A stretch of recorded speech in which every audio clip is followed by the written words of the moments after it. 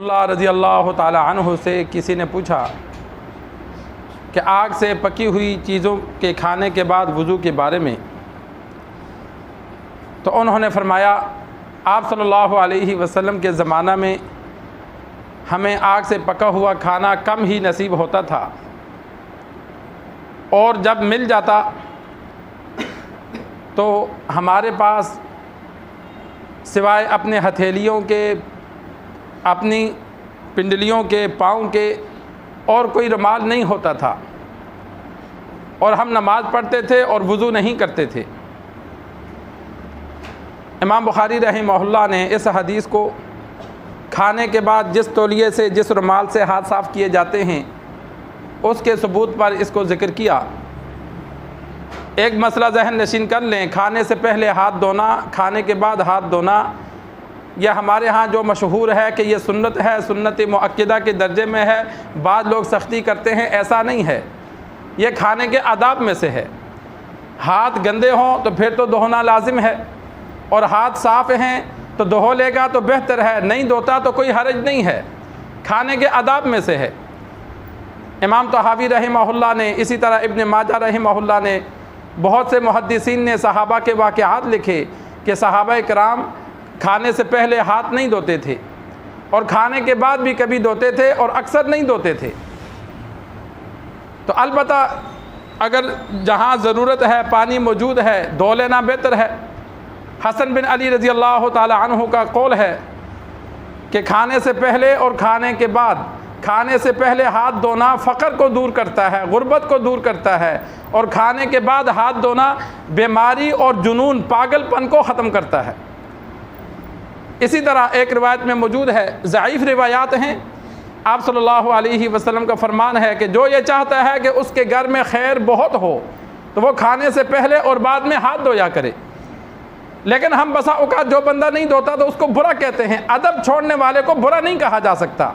हाथ गंदा है तो फिर बंदा कहे कि धो, हाथ गंदे नहीं है तो फिर मजबूर ना किया जाए। जो धोता है ठीक है, नहीं धोता कोई बात नहीं है। अब जाबिर रज़ी अल्लाह ताला अन्हु ने अपना अमल बतलाया कि हम खाने के बाद अपनी हथेलियों को आपस में मल देते, या कलाइयों पे मल देते, या पिंडलियों पे मल देते, बस हम ऐसे हाथ साफ़ कर लेते थे। हमारे पास रुमाल नहीं होते थे। इधर पंजाब में तो ये रुमालों का दस्तूर नहीं है। यहाँ तो अगर खाना, हाथ ज़्यादा इंसान के मुलव्वस हो जाए खाने में तो हम धोते हैं। गिलगित के इलाकों में मैं गया तो वहाँ ये तरतीब है कि जब इंसान खाने से फ़ारग होता है तो वो घर वाले एक तौलिया देते हैं जो सिर्फ़ इसी काम के लिए होता है कि खाने के बाद खाने वाला अपने हाथ उससे पूछता है। तो सहाबा के दौर में भी ये अमल था बाज़ घरों में कि खाना खाने के बाद उंगलियां चाटते थे और धोने से पहले वो किसी कपड़े से पूछ लेते थे, क्योंकि अरब में पानी की कमी थी। तो जब पानी दस्तयाब नहीं होता था तो वो किसी कपड़े से, एक कपड़ा रखा होता था खाने के बाद हाथ से चिकनाई को कम करने के लिए।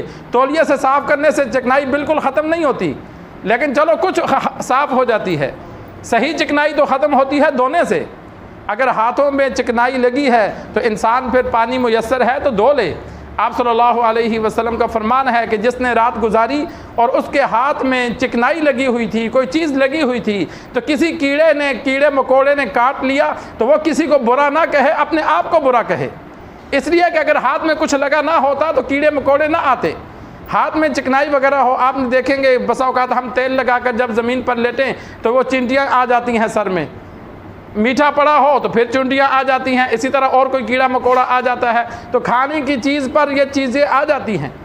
तो अरब में वैसे भी ज़मीन पर सोते थे तो कीड़े मकोड़े आ जाते थे। तो आप सल्लल्लाहु अलैहि वसल्लम ने फरमाया अगर किसी को इस वजह से कीड़ा नुकसान पहुँचाए तो उसका अपना कसूर है, उसने हाथ क्यों नहीं धोए। तो अगर हाथ खाने की वजह से मुलव्वस हो जाए, तरी वगैरह लग जाए तो फिर इंसान साबुन के साथ धो ले। आप सल्लल्लाहु अलैहि वसल्लम के दौर में यह साबुन नहीं था। आप सल्लल्लाहु अलैहि वसल्लम के दौर में दरख्त के पत्ते, उश्नान और बेरी, इनके पत्तों को जब रगड़ें तो जाग पैदा होती है। बाद दरख्त ऐसे थे तो उनसे अपने सर को, अपने जिस्म को धोते थे, उन पत्तों को मलते थे, पानी में डालते थे, जाग पैदा होती थी। आम रूटीन में आप सल्लल्लाहु अलैहि वसल्लम ये करते थे कि जब हाथ से कुछ स्मेल वगैरह महसूस होती तो मिट्टी से मलते थे। जब हमारे यहाँ देहातों में जहाँ साबुन वगैरह ना हो तो हाथ अगर पेशाब वगैरह लग जाए तो बंदे साफ़ करने के लिए मिट्टी से मलते हैं, फिर पानी से धो लेते हैं, तो वो हाथ से स्मेल ख़त्म हो जाती है। मट्टी में अल्लाह ने यह एक तासीर रखी है, पानी से धोएंगे तो स्मेल ख़त्म नहीं होती, लेकिन जब मट्टी से मल के फिर धो लेंगे तो एक हदीस में अबू दाऊद में मौजूद है कि साहबा फरमाते हैं कि हमें दीवार पर आप सल्लल्लाहु अलैहि वसल्लम के हाथों का निशान नज़र आता था कि ऐसे दीवार, मट्टी की दीवार को हाथ लगाते, फिर मलते, फिर उसको धो लेते। तो हाथों को धोने का कोई भी तरीका इस्तेमाल किया जाए तो खाने से पहले इंसान धो ले, खाने के बाद धो ले, खाने के बाद ज़रूरत हो तो ज़रूर धोए, ज़रूरत नहीं है तो फिर कोई हर्ज नहीं है।